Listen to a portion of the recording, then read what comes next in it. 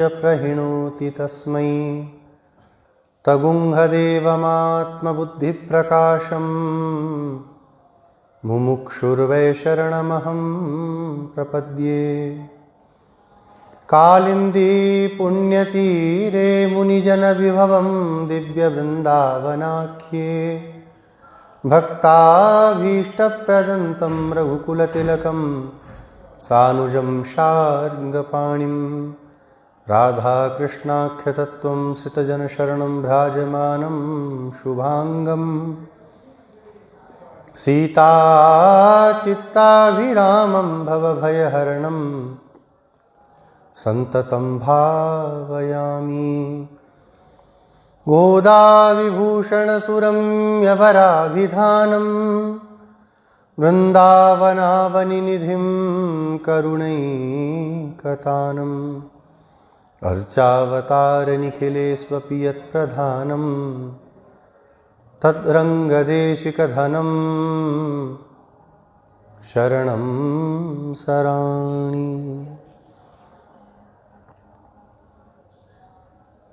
श्रीस्तनाभरणं तेजः श्रीरङ्गेशयमाश्रये चिन्तामणिमिवोद्भान्तम् उत्सङ्गेनन्तभोगिनः देवस्य महिषीं दिव्यां आदौ गोदाम् उपास्महे यन्मौलिमालिकां प्रीत्या स्वीकरोति स्वयं प्रभुः। वाञ्छाकल्पतरुभ्यश्च कृपा सिन्धुभ्य एव च पतितानां पावनेभ्यो वैष्णवेभ्यो नमो नमः। श्रीवैष्णवेभ्यो नमो नमः। श्रीमन्नारायण श्रीमन्नारायण श्रीमन्नारायण नारायण नारायण श्रीमन्नारायण श्रीमन्नारायण श्रीमन्नारायण नारायण नारायण लक्ष्मी नारायण नारायण नारायण लक्ष्मी नारायण नारायण नारायण बद्री नारायण नारायण नारायण बद्री नारायण नारायण नारायण गोदा नारायण गोदा नारायण गोदा नारायण नारायण नारायण गोदा नारायण गोदा नारायण गोदा नारायण नारायण नारायण रंग नारायण नारायण नारायण रंग नारायण नारायण नारायण वेंकट नारायण नारायण नारायण वेंकट नारायण नारायण नारायण वरद नारायण वरद नारायण वरद नारायण नारायण नारायण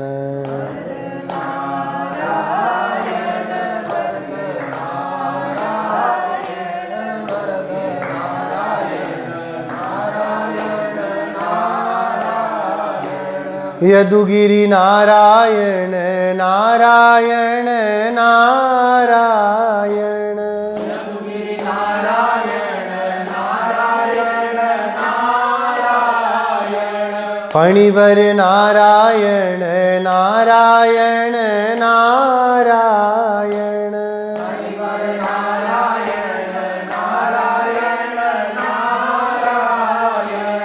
यतिवर नारायण यतिवर नारायण यतिवर नारायण नारायण नारायण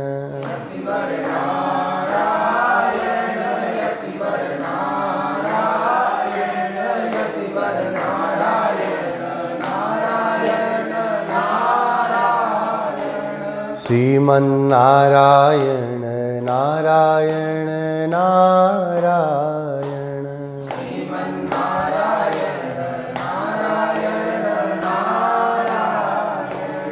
गोदा नारायण नारायण नारायण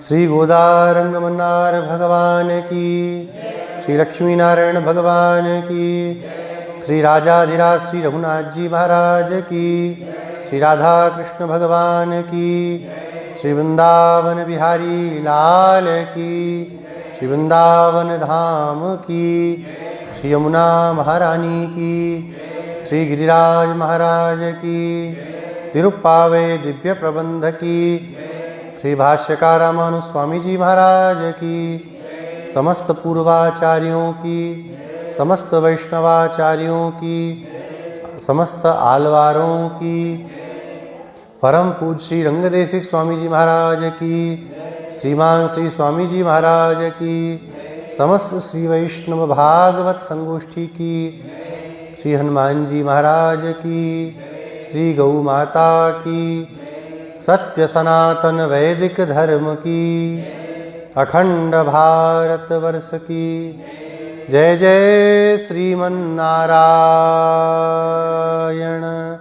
जय जय श्री भाष्यकार।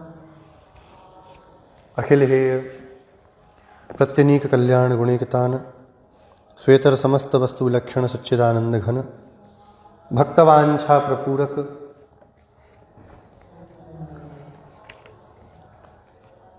यमुना पुलिन संचारी श्री रंगदेशिक धन भगवान श्री गोदारंगमन्नार प्रभु, कृपा समुद्र भगवान श्री भाष्यकार रामानु स्वामी जी महाराज, परम पूज्य श्री स्वामी जी महाराज, समुपस्थित समस्त श्री वैष्णव भागवत वृंद, आज अम्मा जी के द्वारा प्रसादित तिरुप्पावे की 10वीं गाथा का अनुसंधान करने हम लोग यहाँ पर एकत्रित हुए हैं। अभी तक 4 सखियों को अम्मा जी जगा चुकी हैं, 5वीं सखी को जगाने के लिए आई हैं। ये बड़ी अद्भुत सखियां हैं, भगवत रस में डूबी हुई हैं। इस कारण संसार का इनको कोई भान नहीं होता। संसारी लोग भी जो संसार में डूबे रहते हैं उनको फिर बाहर की वस्तु का भान नहीं होता। कई लोग गेम खेलते हैं मोबाइल में, बगल में बिल्डिंग गिर जाए, बम गिर जाए, उन्हें पता ही नहीं चलता, इतना डूब जाते हैं। ऐसे ही भगवत भक्त भगवत कथाओं में, भगवान के दिव्य गुणों में, भगवान के सुंदर अत्यंत मनोहारी मधुर नाम में ऐसे रम जाते हैं कि संसार का कोई भान उनको होता ही नहीं है। ये जिस सखी के पास आज गई हैं, ये कैसी है? बोले सिद्धोपाय सखी है। भगवत प्राप्ति के लिए कर्म, ज्ञान, भक्ति ये उपाय बताए जाते हैं, लेकिन किसी भी उपाय का अवलंबन न लेकर के भगवान के विश्वास पर पड़े रहने वाली ये सखी है। उपायों को करने में तो बहुत कठिनाई है, कर भी पाएंगे कि नहीं। कर्म योग कितना कठिन है, ज्ञान योग तो और भी कठिन है। जब कर्म योग ज्ञान योग परिपक्व होते हैं तब जाके भक्ति योग प्राप्त होता है। कर्म योग की परिपक्व अवस्था क्या है? ज्ञान योग है। ज्ञान योग की परिपक्व अवस्था क्या है? भक्ति योग है। जो ढंग से कर्म नहीं कर पा रहे, जिनको क्या करना है क्या नहीं करना ये तक नहीं पता, उनका ज्ञान योग भला कैसे सिद्ध होगा? क्या करना क्या नहीं करना अभी कैसे हो गया? अपने बुद्धि से विचार करके उसको थोपना शास्त्र के ऊपर। वहां फलाने ने ऐसा किया। देखिए, एक सामान्य नियम होता है, एक विशेष नियम होता है। सामान्य नियम हम सब के लिए है। जो शास्त्रों में कहीं कहीं पर शास्त्र मर्यादा का उल्लंघन करने वाले कुछ महापुरुष आते हैं, वो विशेष नियम वाले हैं। उनकी बराबरी हम लोग आप लोग नहीं कर सकते। और अनधिकार जो चेष्टा करता है फिर उसको दंड प्राप्त होता है। शास्त्रवश हमारा जीवन होना चाहिए। ये जो सखी है ये बड़ी अद्भुत है। भगवान के ऊपर अत्यंत विश्वास है, कहीं भी कुछ भी साधन को करने वाली नहीं। जैसे हमारे ब्रज के रसिक लोग हैं, हरिराम व्यास जी क्या कहते हैं? काहू के बल भजन को काहू के आचार, व्यास भरोसो कुबरी के सोवत पाँव पसार। किसी को भजन का बल है, किसी को आचार का बल है। आपको क्या बल है? बोले हमें किशोरी जी का बल है, वो कृपा करेंगी। ये है प्रपन्नावस्था, इसी को प्रपन्न कहते हैं। किसी भी साधन का अनुष्ठान का अपने लिए न करना। अनुष्ठान से भगवान प्रसन्न होते हैं, और प्रसन्न होकर के जब उनकी इच्छा होती तब प्राप्त होते हैं। डायरेक्ट किसी साधन से भगवत प्राप्ति होने वाली नहीं है। नायमात्मा प्रवचने न लभ्यो न मेधयाना बहुना श्रुतेन। किसी के द्वारा यह परमात्म तत्व मिलने वाला नहीं। यमय वेश वृणुतेस्तेन लभ्य। जिसका वर्ण करे वह परमात्मा उसको ही प्राप्त होते हैं। ये मुझे चाहिए तो बस चाहिए। इसमें गुण है अवगुण है, भगवान उसकी परवाह नहीं करते, स्वयं की इच्छा। और दूसरा, श्री जी का पुरस्कार। बिना श्री जी के पुरस्कार के भगवान किसी को प्राप्त नहीं होते। कल की गाथा में माधव शब्द का जब हम लोगों ने अनुसंधान किया तो इस चर्चा को कर चुके हैं। भगवत प्राप्ति में श्री जी का पुरस्कार वैभव अत्यंत उपादेय है। वो जिस जीव पर कृपा करेंगी भगवान की कृपा तो हो ही जाएगी। और बिना श्री जी के कोई भगवान को प्राप्त करना चाहे कभी संभव नहीं है। सिद्धोपाय निष्ठ हैं, किसी उपाय की अपेक्षा नहीं है। आनंद से अपने घर में सो रही हैं। भगवान की प्राप्ति के लिए भी कोई प्रयास नहीं कर रही हैं। अम्मा जी ऐसी इन सखी को अब जगा रही हैं। हे सखी, आप उठ जाओ। अनुष्ठाय स्वर्गम प्रविशन मातः उत्तरम अपि न दद्युः किम कपाट अनुद्घाट्यन्त्यः सुगंधि तुलसीक किरीट नारायणेन अस्माभिः स्तुत्येन परिकरम ददानेन धार्मिकेण पूर्वम एकस्मिन् दिने मृत्योः मुखे पतितः कुंभकर्णोऽपि पराजयं प्राप्य तुभ्यमेव महानिद्राम् अदात् किम् अतीव व्यामोहवती दुर्लभाभरणभूते वैषद्येन आगत्योद्घाटय भोजानीता अस्मच्छन्दः। आज आलवारों की गोष्ठी में 5वें नंबर के आलवार हैं श्री षटकोप स्वामी जी महाराज, जिनको हमारे यहाँ नम आलवार कहते हैं। और हम वैष्णवों के जो कुलपति हैं, आद्यस्य नः कुलपतेः वकुलाभिरामम्, ऐसे षटकोप स्वामी जी का अनुसंधान कर रही हैं। और इनका नाम बोलती हैं प्रेमलता। हे प्रेमलते, ये साक्षात प्रेम की ही लता हैं, जिनके लिए भगवान अपना वैकुंठ का वैभव छोड़ करके भूमंडल पर आ गए। उन षटकोप स्वामी जी से अधिक प्रेम कौन करेगा? और देखिए, प्रेम से ही भगवान प्राप्त होते हो, प्रेम से भगवान के प्रति भाव भी आता है।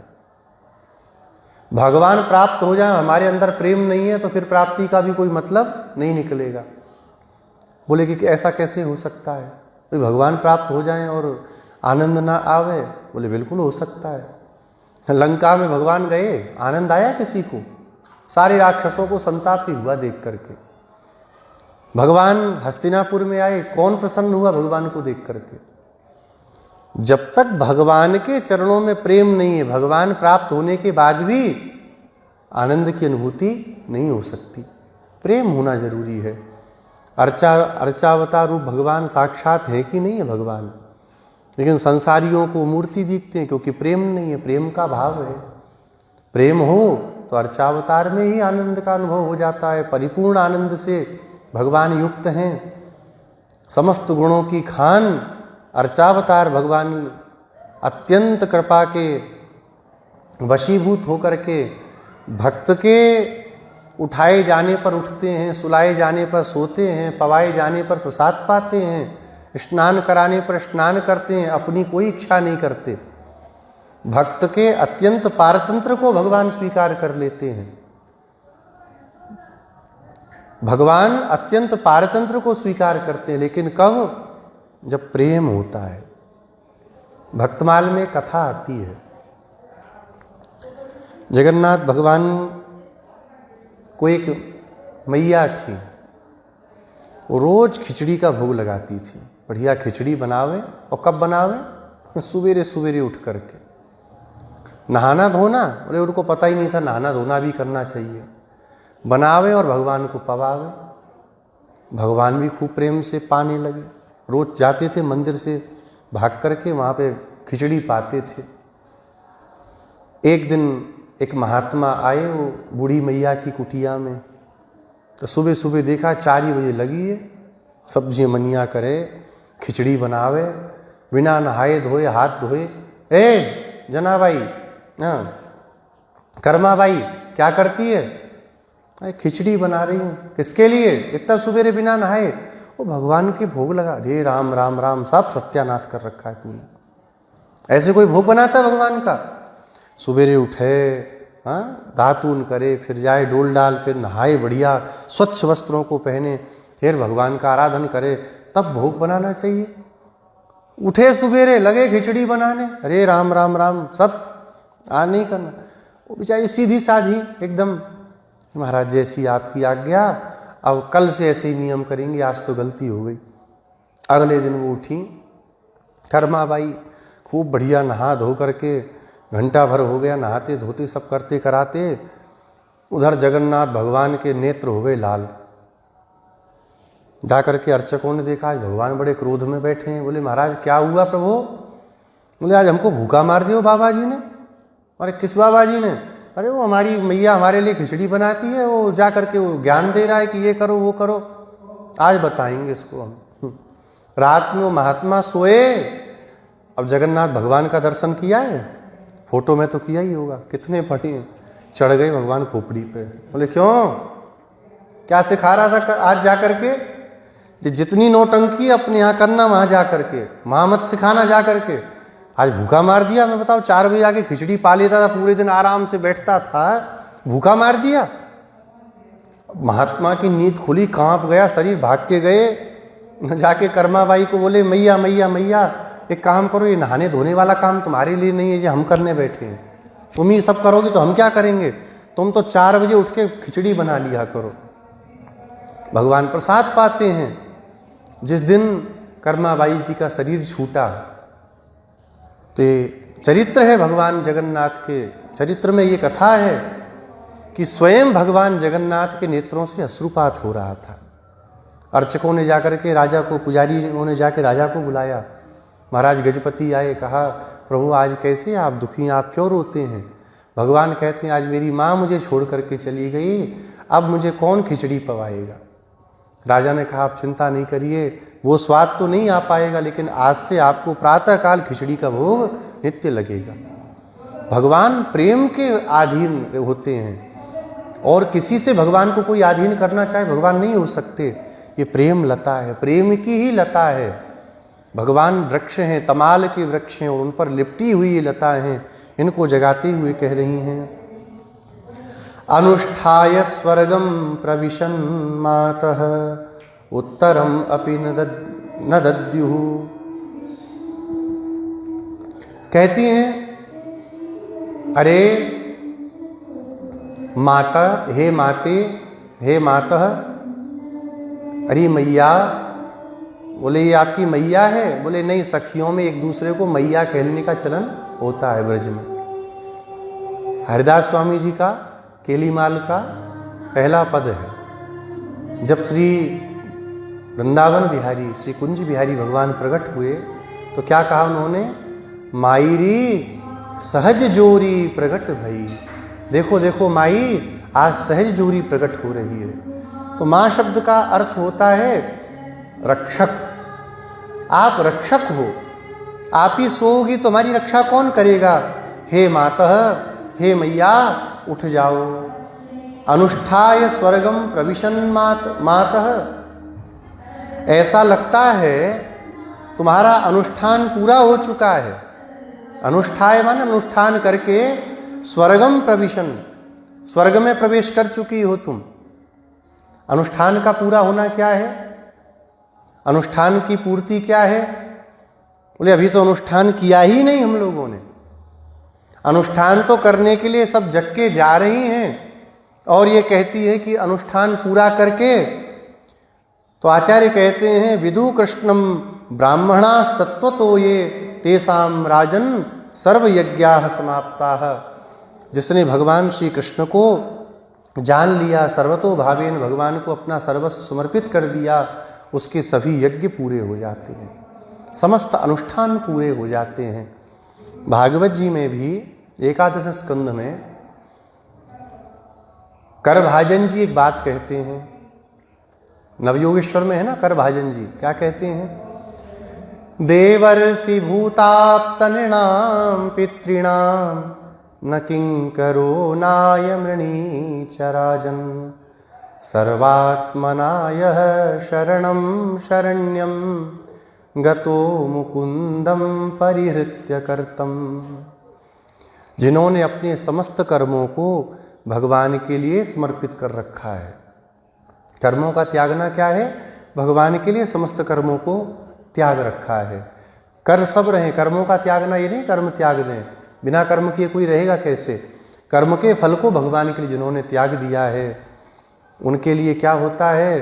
बोले देवर्षि, देव, ऋषि, आप्त नृणाम, पितृणाम, पितृलोग, इनका कोई भी ऋण नहीं शेष रहता है। जिसने सर्वात्मना अपना सर्वभावेन भगवान को समर्पण कर दिया है, जो भगवान मुकुंद के चरणों में सब कुछ समर्पित कर चुके हैं, उनके लिए कोई कर्तव्य शेष नहीं रहता।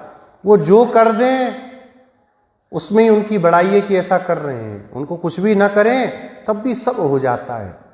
भगवान की शरण में आने से सारे यज्ञ पूरे हो जाते हैं, कोई ऋण शेष नहीं रहता, समस्त ऋण भी नष्ट हो जाते हैं, परिपूर्ण होकर के समाप्त हो जाते हैं। ऐसे अनुष्ठान को करके स्वर्ग को प्राप्त कर चुकी है। स्वर्ग क्या है? स्वर्ग कहते हैं, स्वर्ग शब्द का एक अर्थ होता है आनंद, सुख। कहीं ऐसा प्रयोग आया? बोले हाँ। भगवान श्री रामचंद्र को 14 वर्ष का वनवास हुआ। माता कैकेयी ने दशरथ जी से प्रण लिया, वचन लिया, तापस वेश विशेष उदासी 14 वर्ष राम वनवासी। 14 वर्षों तक वन में जावें। भगवान जब जाने लगे तो सीता जी भगवान के पास आकर के बोली, मैं भी आपके साथ चलूंगी। भगवान ने बहुत से वनवास के दुखों को गिनाया। सीता जी भगवान से कहती हैं, यस्त्वया सहस स्वर्गो निरयो यस्त्वया विना इति जानन पराम प्रीतिम गच्छ राम मया सह। सीता जी कहती हैं, आपके साथ रहना ही स्वर्ग है। स्वर्ग माने सुख है। यस्त्वया सह स्वर्गः निरयः, निरय कहते हैं नरक को। नरक क्या है? नरक माने दुख क्या है? आपके बिना संसार में रहना ही जीवन का सबसे बड़ा दुख है। कितना सीता जी को भगवान के चरणों में प्रेम है। हमारा स्वर्ग क्या है? आपके साथ रहना। हमारा सुख आपके साथ रहना। हमारा दुख क्या है? आपसे दूर रहना, आपसे वियोग पूर्वक रहना, यही दुख है। जब भगवान नहीं माने तो आगे सीता जी ने इतना कटु वचन भगवान से कहा, किम त्वाम मन्यत वेदेह किम त्वा मन्यत वेदेह पिता में मिथिलाधिप राम जामातरम प्राप्य श्रियम पुरुष विग्रहम। मेरे पिताजी क्या जानेंगे, आप मुझे छोड़ करके जा रहे हो, कितना उनको कष्ट होगा। भगवान ने कहा क्यों कष्ट होगा? बोले वो सोचेंगे राम जामातरम प्राप्य स्त्रियम पुरुष विग्रहम, मैंने किसी स्त्री जो पुरुष का वेश बना के आई थी उसके साथ अपनी बेटी का विवाह कर दिया। राम अगर पुरुष होते तो मेरी बेटी को साथ लेके जाते कि घबरा करके अयोध्या में छोड़ करके जाते। भगवान समझ गए कि ये बिना साथ गए मानेंगी नहीं, तो साथ में लेकर के गए। स्वर्ग माने आनंद, और वह सुख वह आनंद क्या है? भगवान का संग। उस संग को क्या तू प्राप्त कर चुकी है जो बाहर नहीं आती है? भगवान को प्राप्त करके क्या आनंद पूर्वक तू शयन करती है? अरे मैया उठ करके बाहर आ जा। क्या तू कोई उत्तर नहीं देगी? क्या तेरे मुख से मीठे वचन नहीं निकलेंगे? अरे भगवान को जानने वाले परस्पर में उनकी लीलाओं का गान करते हैं, परस्पर में उनके दिव्य रूप का वर्णन करते हैं। भगवान का अनुभव करने के बाद में चुपचाप रह करके हम संसारी जीवों को तड़पाने का काम अच्छा नहीं है। हम तो तुम्हारे भरोसे बैठी हैं कि तुम उठ करके आओगी, उनका अनुभव हमें भी कराओगी। तुम स्वयं अनुभव करती पड़ी हो, अच्छी बात नहीं है। भगवान को जान गए। उद्धव स्वामी जी बोलते थे, दो तरह की खेती होती है। एक खेती होती है एक बार उखाड़ा खत्म, जैसे मूली वगैरह होते हैं ना, आलू वगैरह, एक बार खोद करके निकाला खेती खत्म। एक खेती होती है भिंडी की खेती। वो कैसी होती है? तोड़ लेते हैं उसके बाद फिर उसमें होता है। फलों की खेती, सेब वगैरह की, तोड़ लिया फिर होता रहता है। भगवान भी ऐसी खेती करते हैं, अपना अनुभव भक्तों को कराते हैं, फिर उनका अनुभव रूपी फल, फल क्या है? उनके द्वारा प्रसादित जो उनकी दिव्य वाणी है वही फल है। उस फल को भक्तों के लिए बार बार देते रहते हैं कि कम से कम उस फल को चख करके मुझे जान सकें। कि उस प्रकार से मौन होकर के रहना ठीक बात नहीं। ब्रज में गोपियों को जब भगवान का विरह हुआ तो उस विरह में क्या करती हैं गोपियाँ? परस्पर में एक दूसरे के पास बैठ करके भगवान की लीलाओं को गान कर रही हैं, भगवान के चरित्रों का गान करती हैं, तो उनसे उनका विरह शांत होता है। इसलिए आप अपना मुख खोल करके कुछ बोलोगी नहीं, आपको बोलना चाहिए। चलो मुंह मत खोलो, कुछ बोलो नहीं, लेकिन क्या इस कपाट को, इसको भी तुम नहीं खोलोगी? अरे कम से कम दरवाजे को ही खोल दो, नहीं बोलो, कम से कम तुम्हारा मुखमंडल देख करके हमारा हृदय शांत हो जाएगा। पता चल जाए कोई महापुरुष अपने साथ है तो कोई भय रहता है क्या? नहीं रहता। आप महापुरुष हो, आप महापुरुष हो, आप अपना मुख दिखा दोगी तो हमारा भी हृदय निर्भय हो जाएगा, हमें कोई भय नहीं रहेगा। आप एक बार हमें दर्शन प्रदान करो। कुछ भी नहीं बोली, मौन चुपचाप पड़ी हैं, एक शब्द भी बोलने का काम नहीं है। तब कहती हैं, सुगंधि तुलसी का किरीट नारायणेन अस्माभिस्तुत्येन परिकरम ददानेन धार्मिकेण पूर्वम एकस्मिन् दिने मृत्योर्मुखे पतितः कुंभकर्णेऽपि पराजयं प्राप्य तुभ्यमेव महानिद्राम अदात् किम। कहती हैं सुगंधित तुलसी की माला, भगवान को तुलसी माला बहुत प्रिय है, सबसे प्रिय माला है भगवान को तुलसी की। और कुछ पहनाओ मत पहना, तुलसी पहना दी, भगवान तो प्रसन्न। हाँ अब तो सब बढ़िया श्रृंगार हो गए। 8 पहर 24 घड़ी ठाकुर पे ठकुराइन चढ़ी। संत लोग बोलते हैं हर समय भगवान के ऊपर भगवती चढ़ी रहती हैं, इतना भगवान को प्रिय है। भगवान का जब तिरुमज्जन होता है तब भगवान के मस्तक पर तुलसी जी को लगा करके बढ़िया श्रृंगार करते हैं। चंदन का, हल्दी का वक्षस्थल पर लेप होता है, और जब धूप देते हैं कितना अद्भुत रूप भगवान का दर्शन होता है। हमारे आचार्य लोग कहते हैं भगवान के दिव्य सौंदर्य का अगर दर्शन करना हो तो क्या दर्शन करना चाहिए? बोले श्रृंगार का। बोले श्रृंगार में तो भगवान का दिव्य रूप छुप जाता है। 50 अलंकार डाल दिए तो क्या दर्शन हो रहा? अलंकार दिख रहे हैं तब तो। हाँ, अलंकारों की शोभा जरूर बढ़ जाती है, लेकिन अगर श्री ठाकुर जी का दर्शन चाहिए तो तिरुमज्जन का दर्शन करो। अद्भुत सौंदर्य, एक वस्त्र भी रहता वो भी गीला रहता है। कितने बढ़िया भगवान दिखते हैं जब चंदन का लेप हो जाए, तुलसी की माला गले में, श्री लक्ष्मी जी वक्षस्थल पर सुंदर हल्दी का लेप, क्या अद्भुत रूप उस समय भगवान का होता है।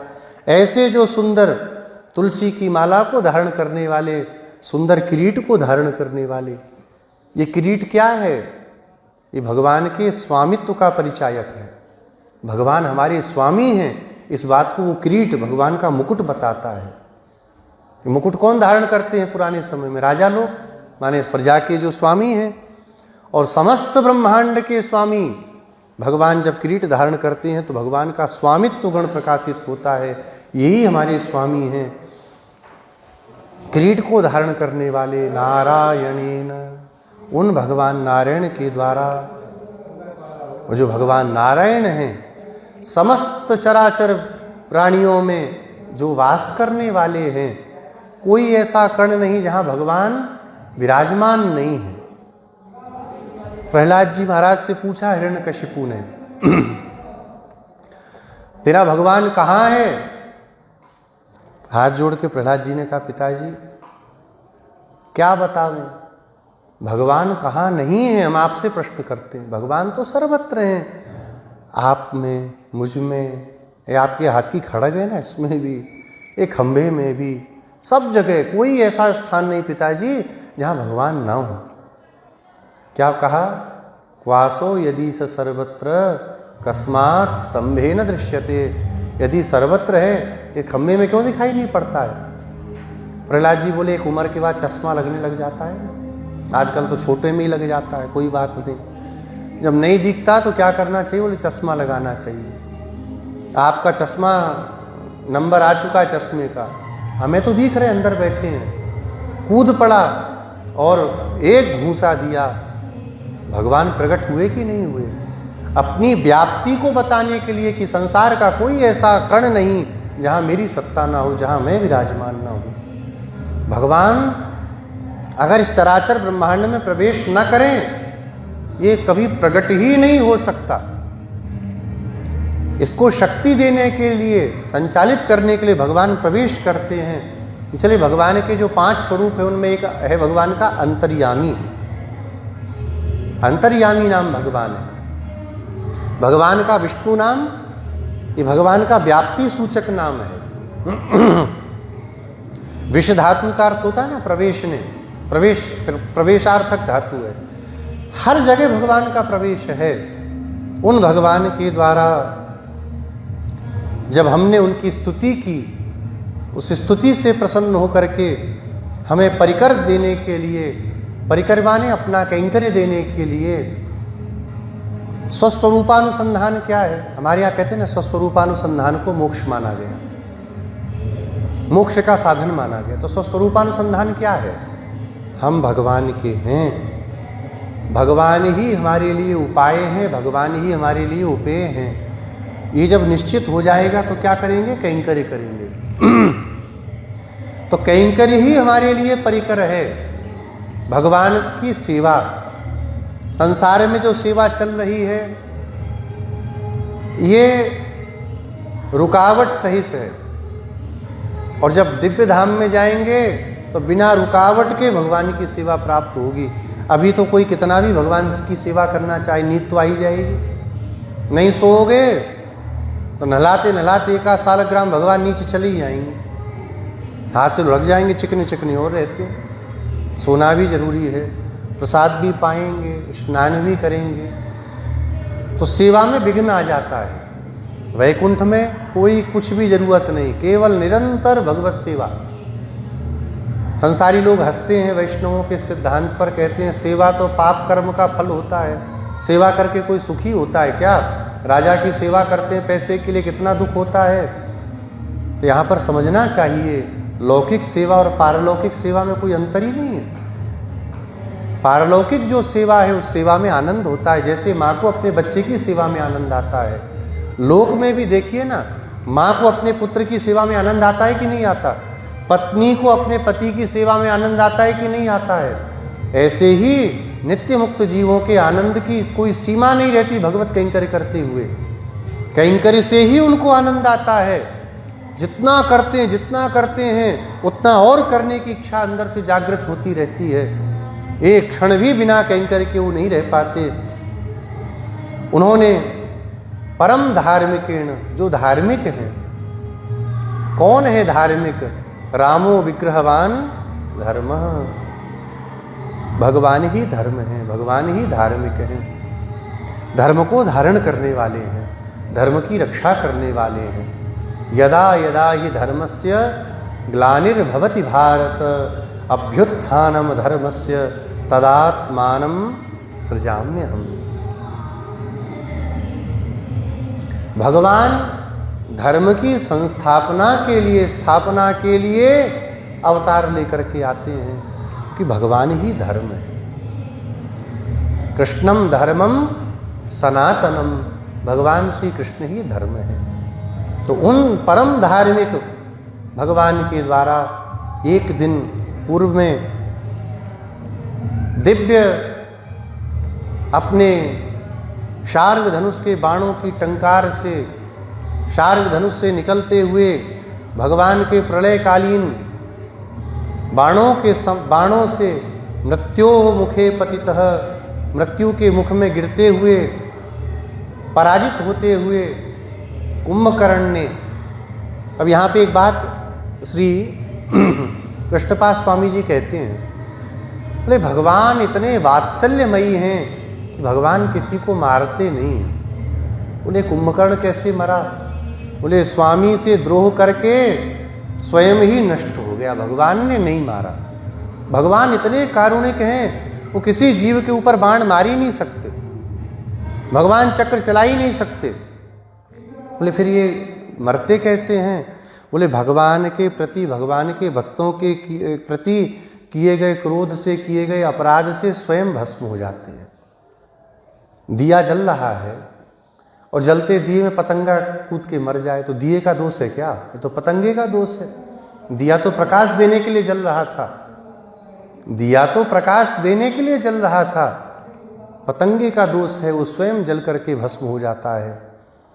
उन भगवान के द्वारा जब इस कुंभकर्ण ने देखा कि अब तो मेरा जाना निश्चित है, अब तो मैं जाऊंगा ही, तो हे प्रेमलते, वो कुंभकर्ण तेरे पास में आ गए और कहा एक काम करो, हमसे एक बार तुम शर्त लगाओ। बोले क्या शर्त लगेगी? बोले कि जो जीतेगा अपनी सबसे प्रिय वस्तु दूसरे को दे देगा। कही ठीक है। और हे प्रेमलते, तू कुंभकर्ण से जीत गई। कुछ खेल हुआ और इस प्रेमलता ने हरा दिया कुंभकर्ण को। तो कुंभकर्णोपि पराजयम प्राप्य, कुंभकर्ण भी तुझसे पराजित हो गया। और क्या किया? बोले 10,000 वर्षों तक तपस्या करके मैंने सबसे प्रिय वस्तु को मांगा था, वो क्या है? निद्रा। उस तुभ्यम एव महानिद्राम अदात किम, क्या अपनी उस महानिद्रा को तुझे दे करके चला गया? जिस महानिद्रा को 10,000 वर्षों तक तप करके उसने प्राप्त किया था, उस महानिद्रा को तुझसे पराजित होकर के तुझे दे करके चला गया, तू अभी भी सो रही है? अरे इतना सुंदर हम तेरे द्वार पर आकर के भगवान का नाम ले रही हैं, तुझे पुकार रही हैं, तू आती नहीं। अतीव व्यामोहवती, तू बड़ी व्यामोहवती है, तुझे देख करके कौन ऐसा होगा जो मोहित ना हो जाए। ये सखी जो प्रेमलता हैं इतनी सुंदर हैं कि इनको देख करके अपने आप हृदय में व्यामोह प्रकट हो जाता है। संसारियों को हो सामान्य बात है, स्वयं भगवान को इसके प्रति व्यामोह है। भगवान जो उदासीन कहे जाते हैं, जिनको किसी से कोई प्रेम नहीं, लेकिन जब इस प्रेमलता का मुख भगवान ने देखा तो भगवान भी इसमें आसक्त हो गए और उसके पीछे पीछे दौड़ने वाले हो गए। भगवान श्री कृष्ण भी तेरे प्रति व्यामोह वाले हैं। और देख कितना सौभाग्य है, तेरा घर और लाल जी का घर दोनों एक दीवार पर सटे हैं और दीवार में भी बढ़िया छोटा सा दरवाजा लगा है, कब तू निकल के वहाँ पहुँच जाती है, कब तू इधर आ जाती है, कोई हम सब तो जान ही नहीं पाती। तू अपने इशारों पर उनको नचाने वाली है, इसलिए तू नेत्रों को खोल और बाहर आकर के द्वार को खोल करके हम सबके पास में आ जा। दुर्लभाभरण भूते, दुर्लभ आभरणों को धारण करने वाली, ऐसे आभूषणों को ये पहनती है जिन आभूषणों को ब्रज की कोई गोपियां देख भी नहीं पा रही हैं। ऐसे सुंदर आभूषणों से तू सुसज्जित है, जिन आभूषणों की चमक हठपूर्वक किसी का भी ध्यान अपनी ओर आकर्षित कर ले। ऐसा सुंदर आभूषण पहन के तू चलती है। हे प्रेमलते वैशद्येन आगत्योद्घाटय, तू जल्दी से चल करके आ जा, खूब सज सवर करके अपने सुंदर आभूषणों को पहन करके आ जा। और जब तू प्रेम पूर्वक दिव्य श्रृंगार करके हमारे पास आएगी तो हमारा ये मनोरथ जरूर पूर्ण हो जाएगा। तुझे देख के, तेरे सुंदर रूप को देख करके प्यारे श्याम सुंदर भाग के आएंगे। हम वैष्णवों में भी तिलक को लगाने के लिए बहुत बहुत प्रेम से लगाते हैं। हमारे मंदिर के स्वामी जी, श्रीरंग मंदिर के स्वामी जी, एक एक घंटा स्वामी जी को तिलक लगाने में लग जाता। कई बार स्वामी जी बोलते तिलक लगे तो ऐसा लगे कि भगवान को देख के प्रसन्नता हो। कई लोग बड़ा विचित्र सा तिलक लगा लेते हैं, ऐसा तिलक नहीं लगाना चाहिए। वो बस उठे हो ऐसे ऐसे घोला घाला है लगा लगू करके दौड़े। तिलक भी सुंदर लगना चाहिए, यही तो हमारा सौंदर्य है। जैसे संसारी लोग अपने शरीर को सजाने में लगे रहते हैं, वैष्णव को दिव्य तिलकों को सजाना चाहिए।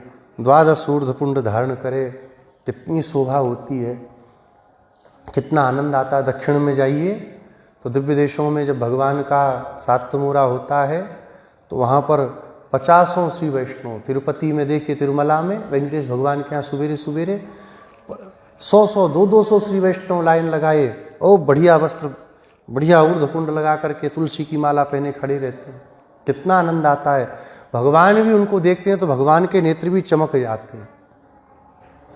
कोई व्यक्ति अगर अपने किसी प्रिय को देखे तो प्रसन्न होता है कि नहीं होता। संसार में ही आप लोग देखो, मानसिक रोगों में, मानसिक जो क्लेश हैं उनमें 2 ही प्रकार के क्लेशों का वर्णन है, प्रिय का वियोग और अप्रिय का संयोग। यही मानसिक व्याधि है।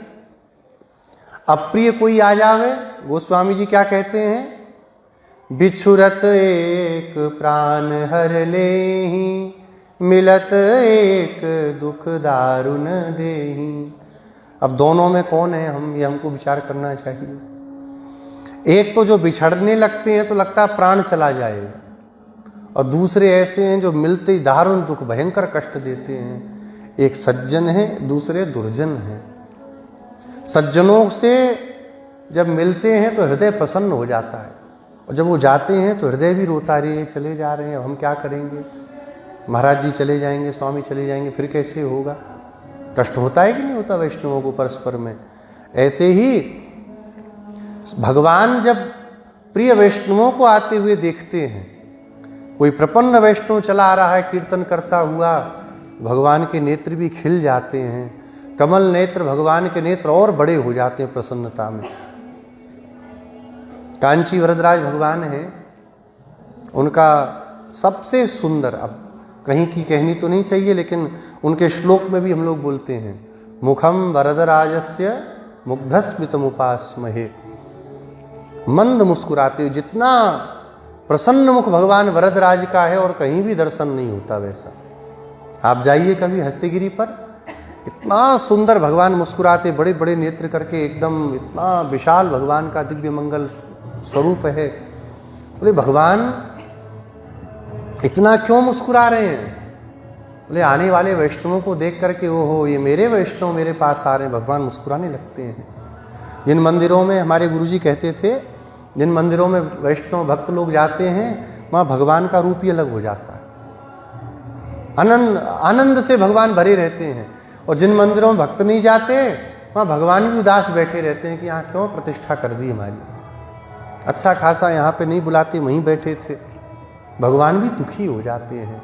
वैष्णवों के आने पर भगवान को भी हर्ष होता है, प्रसन्नता होती है, भगवान भी नृत्य करने लगते हैं वैष्णवों को देख करके।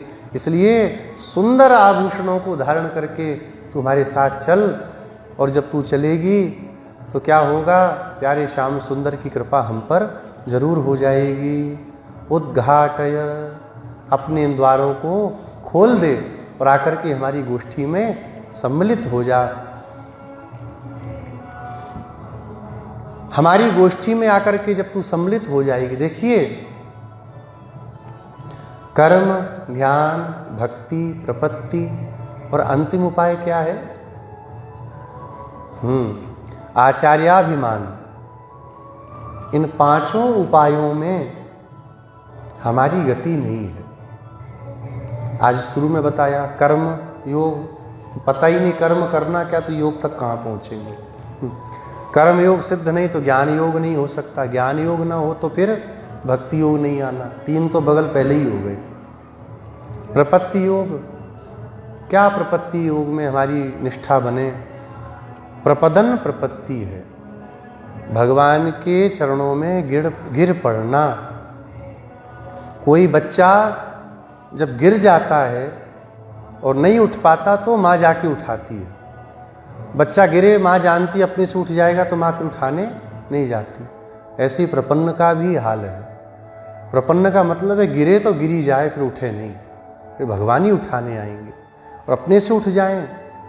तो यहाँ पर प्रपत्ति में बाधा क्या है? छोटा मोटा भी कोई संसार में कष्ट आ जाता है तो भगवद आश्रय का हम लोग त्याग कर देते हैं कि नहीं कर देते?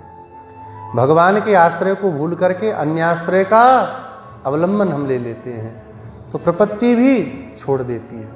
एक बहुत अच्छा उदाहरण देते हैं श्री लोकाचार्य स्वामी जी। हनुमान जी महाराज लंका में गए और लंका में जाकर के क्या हुआ, अशोक वाटिका को उखाड़ने लगे। वहां पर मेघनाद अंतिम में आया। क्या किया उसने? ब्रह्मास्त्र का प्रयोग कर दिया हनुमान जी पर। ब्रह्मास्त्र ते ही साधा कपि मन कीन विचार, जो न ब्रह्म सर मान्यो महिमा मिटे अपार। अगर इस ब्रह्मास्त्र को नहीं मानूंगा, क्योंकि ब्रह्मा जी अन्य देवताओं के द्वारा ये वरदान प्राप्त है हनुमान जी को कि हमारा कोई अस्त्र शस्त्र आपका कुछ भी बिगाड़ेगा नहीं। वाल्मीकि रामायण में कथा भी आती है, बहुत विस्तृत है। हनुमान जी ने सोचा अगर इस ब्रह्मास्त्र को न मानूं तो मेरा तो कुछ बिगड़ना नहीं, लेकिन इस ब्रह्मास्त्र की महिमा समाप्त हो जाएगी। मान लिया। क्या हुआ? हनुमान जी मूर्छित हो गए। रामचरितमानस में थोड़ा अलग वर्णन कर दिया गोस्वामी जी ने। ते ही देखा कपि मूर्छित भयऊ, नाग पास बांधिस ले गयऊ। देखा हनुमान जी मूर्छित है तो नाग पास में हनुमान जी को बांध दिया। वाल्मीकि रामायण में क्या वर्णन है? ब्रह्मास्त्र का बंधन दिखता नहीं है नेत्रों से, रस्सी की तरह दिखेगा नहीं। वो मूर्छित पड़े थे तो जो राक्षस थे वो घबराए हुए थे, बोले बंदर बहुत मारा था, अभी फिर उठ गया, कहीं तो फिर मारेगा। तो जाकर के रस्सी ले करके आए, हनुमान जी को बांध दिया। और जब बांध दिया तो मेघनाद को बड़ा पश्चाताप हुआ। मेघनाद को क्यों पश्चाताप हुआ? क्योंकि मेघनाद मंत्रों, इन अस्त्रों की महिमा को जानता है। मेघनाद को पता है कि ब्रह्मास्त्र किसी दूसरे बंधन को स्वीकार नहीं करता।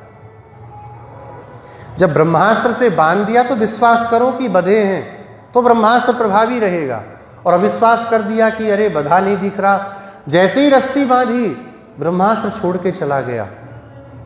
अब यहां अपनी बात श्री लोकाचार्य स्वामी जी कहते हैं, एक सामान्य सा अस्त्र ब्रह्मास्त्र दूसरे अवलंबन को स्वीकार नहीं कर रहा तो अमोघ जो भगवत शरणागति है वह दूसरे आश्रय को कैसे स्वीकार करेगी। इसलिए प्रपन्न वैष्णव कभी अन्य आश्रय को स्वीकार नहीं करता, और कर रहा है तो फिर वो प्रपन्न नहीं है। उसी समय प्रपत्ति उसको छोड़ करके चली जाती है। इसलिए कभी कोई ऐसा उपाय न करे जिससे हमारी प्रपत्ति में बाधा पड़े। प्रपत्ति भी क्या करें, आचार्याभिमान, आचार्य के प्रति अभिमान, हमारे आचार्य, आचार्याभिमान का मूर्त रूप कौन है जानते हैं? श्री मधुर कवि स्वामी जी। अंतिमोपाय निष्ठा कहें चाहे कहें मधुर कवि निष्ठा। हमारे पूर्वाचार्य एक शब्द का प्रयोग करते हैं, मधुर कवि निष्ठा। उत्तर में तो लोग नहीं समझ पाए, पता नहीं क्या बोल रहे हैं, पर समझिएगा मधुर कवि निष्ठा क्या है? आचार्य निष्ठा, जैसी निष्ठा उनकी है। मधुर कवि स्वामी जी ने एक भी पासुर की एक पंक्ति में भगवान को नहीं मंगलाशासन किया, गाया नहीं। किसको गाया? अपने आचार्य श्री षटकोप स्वामी जी को। बोलते हैं यशोदा जी के बंधन में बंधने वाले, नवनीत चोरी करके यशोदा जी के द्वारा 1 रस्सी, 2 रस्सी, 3 रस्सी, 4 रस्सी, रस्सियों को जोड़ करके उन रस्सियों से बंधने वाले प्रभु श्री कृष्ण का जो यश है, वह यश भी मेरे आचार्य श्री षटकोप स्वामी जी के, कुरकापुरीधीश श्री षटकोप स्वामी जी के ऐश्वर्य के सामने बहुत छोटा है। मुझे उस ऐश्वर्य में कोई रुचि नहीं है, मेरे आचार्य के चरणों में मेरी रुचि है।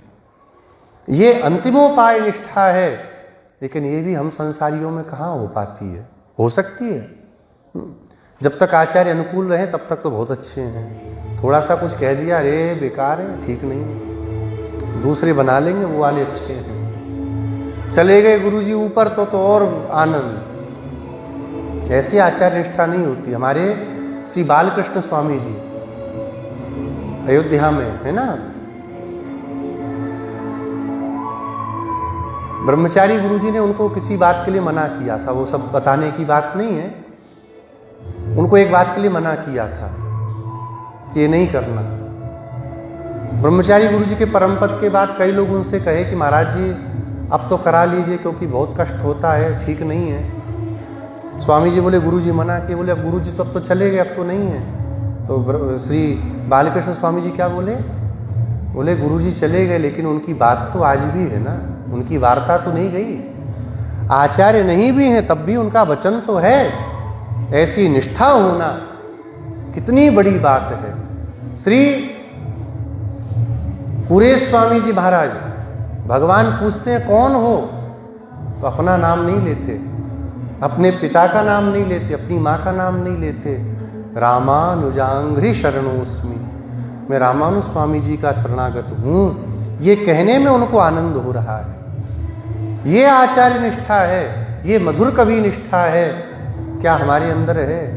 तो इन 5 उपायों से हीन हमारे लिए एक 6वां उपाय है। वह क्या है? आचार्य वैष्णव भागवत स्वयं कृपा करके हमको अपना लें, यही हमारे लिए परम उपाय है, यही हमारा चरमोपाय है। श्री वरवर मुनि स्वामी जी बोलते हैं रामानुज स्वामी जी से, कहते हैं भगवान आप हमें स्वीकार कर लीजिए, अन्यथा आपका बड़ा नाम खराब होगा। स्वामी जी बोले क्या नाम खराब होगा?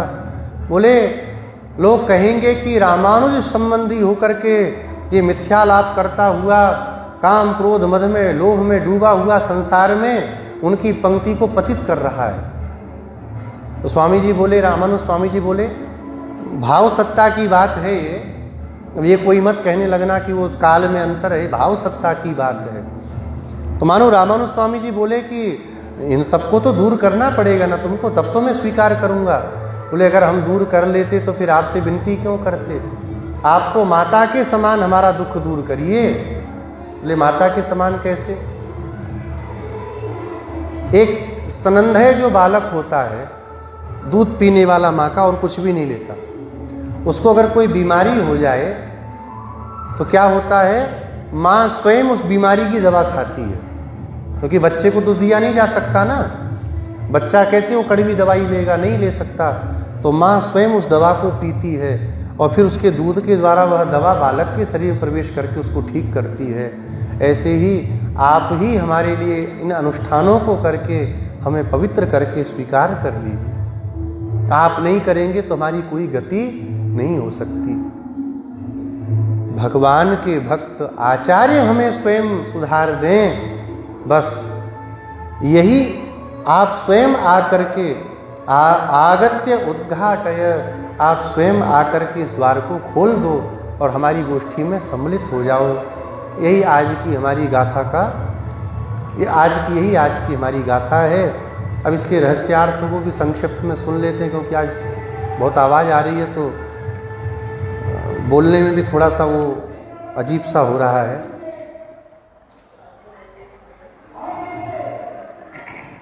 अब यहाँ पर रहस्य को कहते हुए अम्मा जी कहती हैं, सिद्ध साधन संपत्ति अनुष्ठानम इहोच्यते। सिद्ध साधन संपत्ति माने भगवान।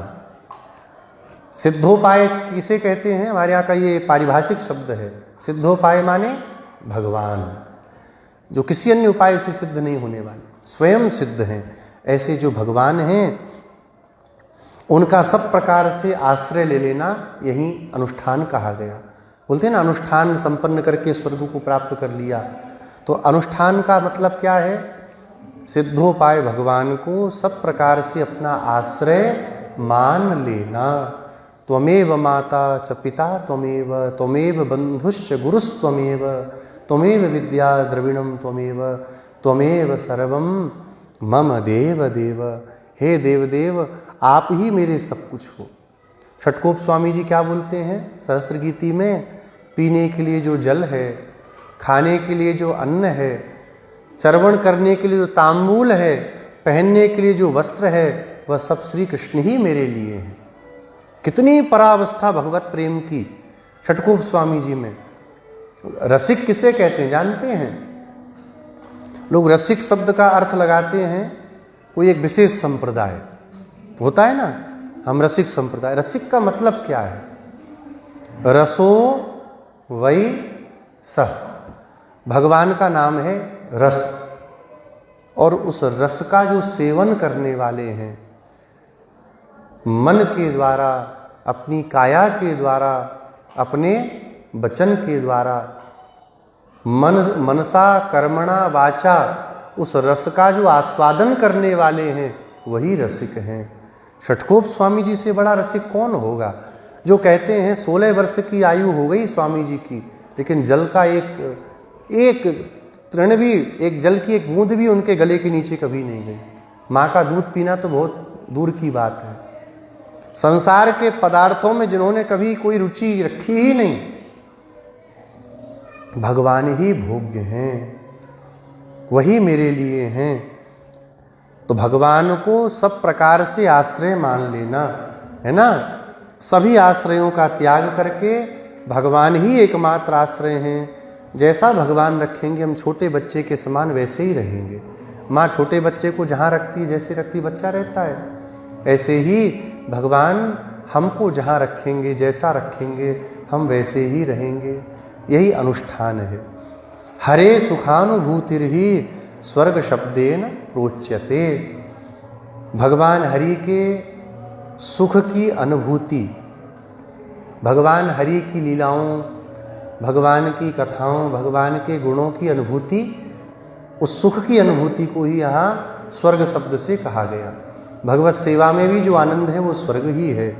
अहंकार कपाटोत्र यह स्वानुभव बाधक। यहाँ पर दरवाजा जो तू नहीं खोल रही उसका क्या तात्पर्य? दरवाजा क्या है? अहंकार ही यहाँ पर कपाट है, जो भगवान का, भागवतों का अनुभव करने से हमको रोक देता है। अहंकार के कारण ही हम भागवतों की उपेक्षा करते हैं, उनका तिरस्कार करते हैं, भगवान का, भगवान के प्रसाद का तिरस्कार कर देते हैं। एक राजा का वर्णन आता है, भगवान का प्रसाद आया जगन्नाथ प्रभु का, तो वो कुछ खेल खेल रहे थे। राजाओं का खेल होता ना, चौपड़ वगैरह, खेल खेल रहे थे। तो खेल खेलते हुए क्या हुआ, मंदिर के पुजारी जी जगन्नाथ भगवान का प्रसाद लेकर के आए। कहा महाराज भगवान का प्रसाद। तो देखिए भगवत प्रसाद आवे तो दोनों हाथ जोड़ के उसको प्रणाम करना चाहिए। उन्होंने बस एक हाथ से छू करके कह दिया रख दीजिए। राजा को बड़ा महात्मा को जो अर्चक आए थे उनको बड़ा बुरा लगा। बोले राजा इतने उद्दंड हो गए कि बताओ भगवान के प्रसाद का तिरस्कार कर रहे हैं। बोले अब हम लेके जाने वाले हैं। राजा ने जब प्रसाद पाते समय देखा जगन्नाथ जी का प्रसाद नहीं, बोले क्या हुआ? बोले वो तो नाराज होकर ले गए। राजा ने जाके मनाया, कहा नहीं अब जब तक आपको अपनी गलती का एहसास नहीं हो जाता, आप अपनी गलती के लिए प्रायश्चित नहीं कर लेते, तब तक आपको भगवान का प्रसाद नहीं दिया जाएगा। राजा ने कहा ठीक है महाराज। भगवान के प्रसाद में उनका ऐसा मनोभाव जागा, मनोयोग हुआ कि बोले अब तो भगवान का प्रसाद लेके ही रहेंगे, पहले हम दंड दे के आते हैं जिसने दंड का कार्य किया। दंड का काम किसने किया? बोले ये दाहिना हाथ तो बहुत महात्मा है, भगवत प्रसाद आया तो कम से कम एक हाथ से उसको प्रणाम किया। बोले बदमाश तो ये बायां हाथ है जो चौपड़ को पकड़ करके, वो गोटियों को लेकर के बैठा रहा, पासा पकड़ के बैठा रहा। जल्लाद को बुलाया, कहा आओ और इस हाथ को काट करके शरीर से अलग कर दो। हाथ को काट करके अलग कर दिया, रक्त का प्रवाह बहने लगा तो नाचने लगे राजा। बोले बस अब मैं भगवान के प्रसाद को पाने योग्य हो गया। आके अर्चक के सामने प्रणाम किया, महाराज जिस दुष्ट ने बदमाशी की थी उसको दंड दे दिया। देख के वो पुजारी जी भी घबरा गए, लेकिन जैसे ही भगवान का प्रसाद लेके मस्तक से लगा के पाया, कहते हैं उसी समय वो बायां हाथ भी अपने आप प्रकट हो गया। ये अहंकार ऐसी वस्तु है जो सबसे दूर कर देती है। घर परिवार में भी देखिए, संसार की बात करिए, आध्यात्मिक बात को छोड़ दीजिए, सांसारिक बात भी देखें तो अहंकार के कारण घरों में दरार पड़ जाती है। पिता पुत्र का अहंकार जग गया, पति पत्नी का अहंकार जग गया, भाई भाई का अहंकार जग गया। जीवन में कभी एक दूसरे का मुंह नहीं देखना चाहते, हमको ऐसा वैसा समझा है। इसलिए पारलौकिक सुख पाने के लिए और चाहे लौकिक सुख पाने के लिए अहंकार का तो त्याग करना ही पड़ेगा। सदरक्षण स्थले व्याप्ति आविर्भावाय सौरभम। संत महात्माओं की रक्षा के लिए प्रत्येक स्थान पर प्रकट हो जाना, भक्तों की रक्षा के लिए भगवान का तत्त स्थानों पर आ जाना, यही क्या है? सौरभ है। सुगंध निकल रही थी ना इसके घर से, बड़ी सुंदर। ये सुगंध क्या है? भगवान का प्रकट होना, भगवान की व्याप्ति। सब जगह भगवान है और भगवान प्रकट होकर के भक्तों की रक्षा करते हैं। गजग्राह का युद्ध हुआ, सब जानते हैं, सब खड़े थे, भगवान प्रकट हुए कि नहीं? तुरंत भगवान आ गए। देवताओं के साथ में दैत्यों का युद्ध प्रारंभ हुआ, भगवान रक्षा करने के लिए प्रकट हुए कि नहीं हुए?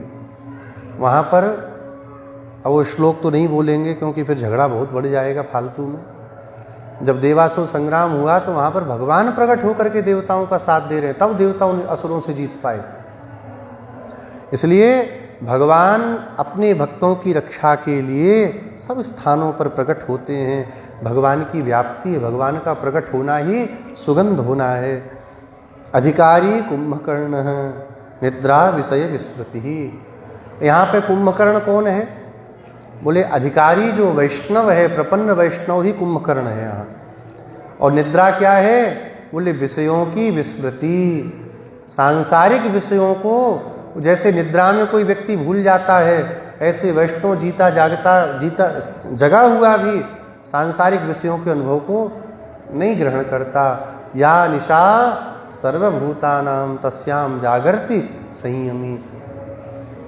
जिस रात्रि को संसार के लोग रात्रि मानते हैं, वहाँ पर भगवत चिंतन करते हुए वैष्णव बैठते हैं। और जिसको दिन समझते हैं संसारी लोग कि अब दिन हो गया, उसी को रात्रि समझते हैं महात्मा लोग। अर्थात रात्रि समझने का तात्पर्य क्या हुआ? उसके प्रति उपेक्षा का भाव रखते हैं।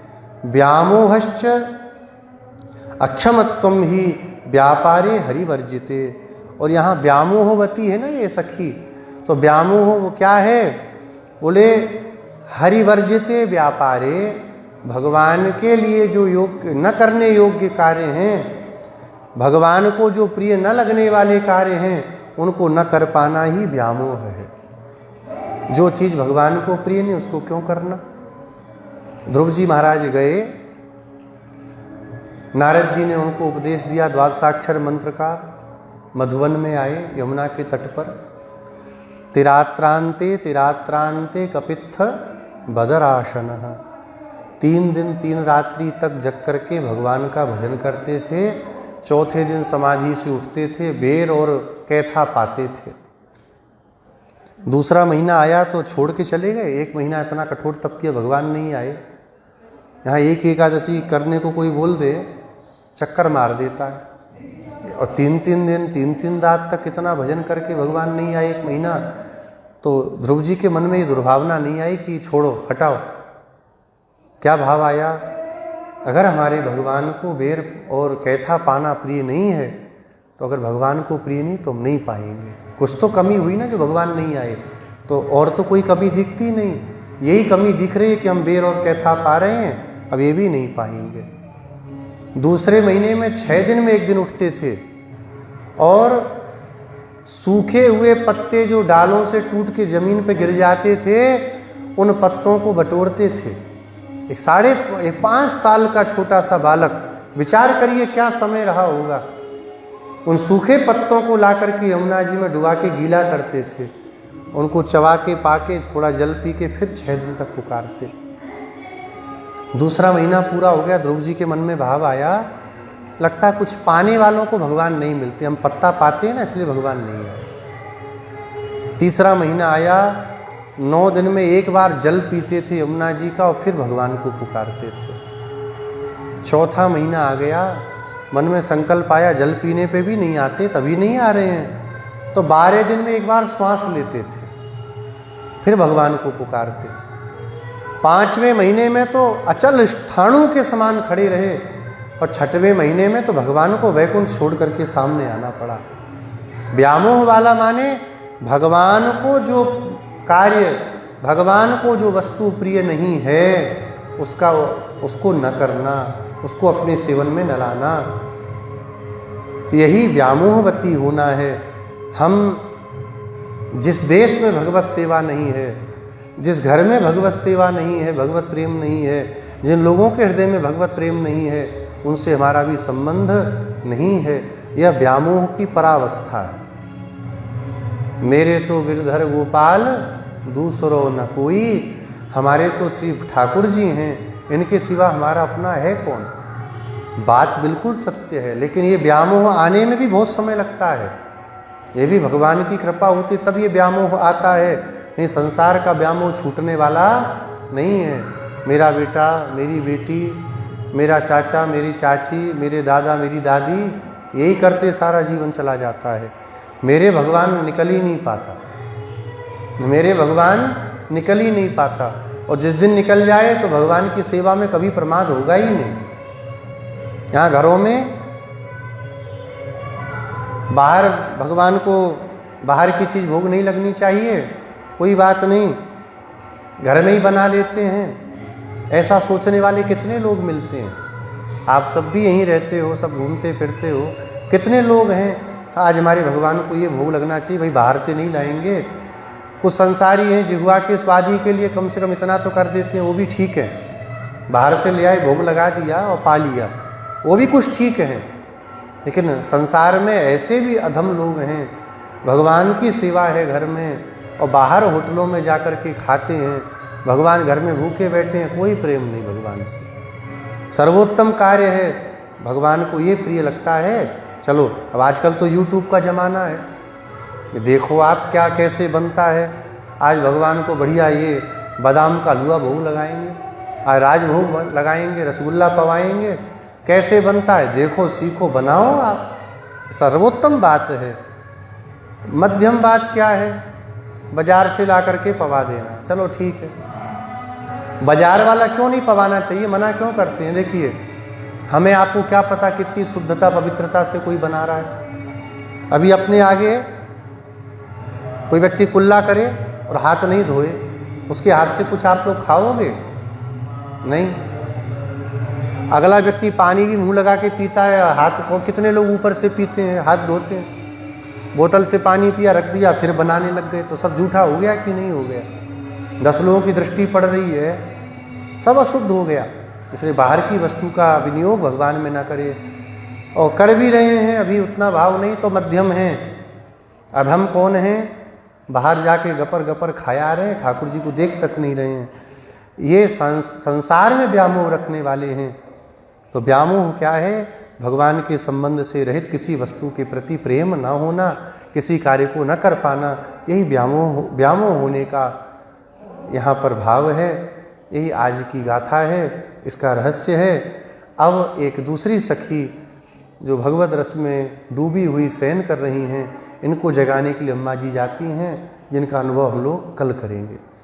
श्री गोदारंग मन्नार भगवान की जय। जय राम कृष्ण हरि, जय जय राम कृष्ण हरि। जय जय राम कृष्ण हरि, जय जय राम कृष्ण हरि। जय जय राम कृष्ण हरि, जय जय राम कृष्ण हरि।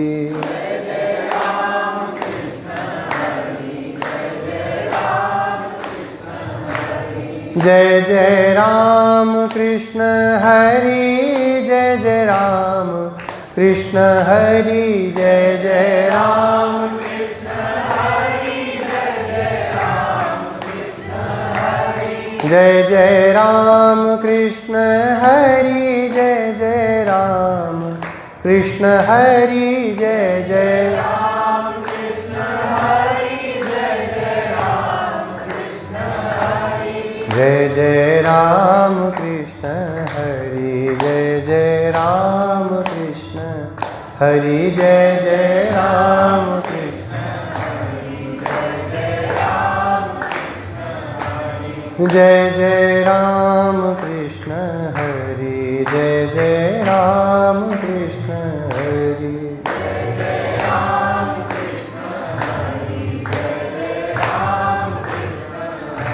श्री गोदारंग मन्नार भगवान की, तिरुप्पावे दिव्य प्रबंध की, श्री भाष्यकार रामानुज स्वामी जी महाराज की, समस्त पूर्वाचार्यों की, समस्त श्री वैष्णव भागवत संगोष्ठी की, पूज्यपाद श्री स्वामी जी महाराज की। जय जय श्रीमन्नारायण, जय जय श्री भाष्यकार।